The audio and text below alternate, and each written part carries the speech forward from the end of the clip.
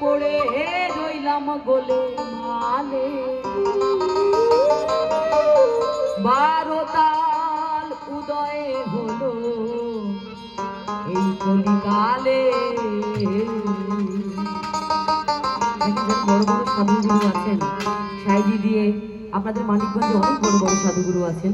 তো এই সাধুগুরুরা কিন্তু আগে থেকেই অনেক কিছু জানতে পারে, যে কারণেই তারা সাধারণ মানুষের থেকে অনেক আলাদা, তারা ঊর্ধ্বে সাধুগুরু। তো ওইখান এই যে যে এত বছর পরে এই কলিকাল আসবে, এটা কিন্তু সাধুগুরুরা জেনে গেছেন। তো এই মেসেজটা আমাদের আগেই দিয়ে গেছেন তাদের গানের মাধ্যমে, আমরা হয়তো অনেক পরে পেয়েছি আর কি। তো কি বলছে, কি করি কোন পথে যাই,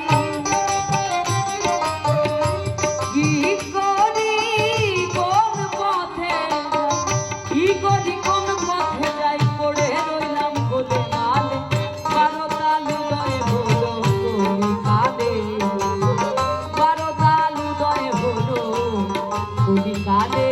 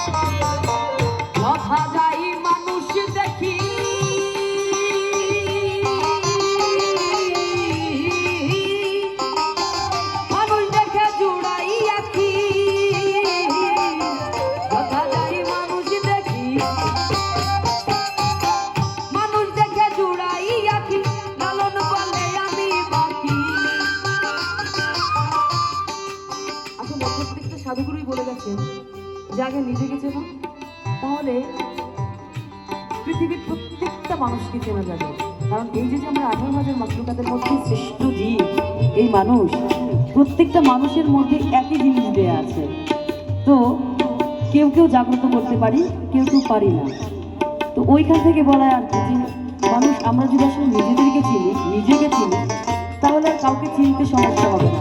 আমাদের সমস্যাটা হচ্ছে আমরা নিজেকে না চিনি, অপরকে চেনার চেষ্টা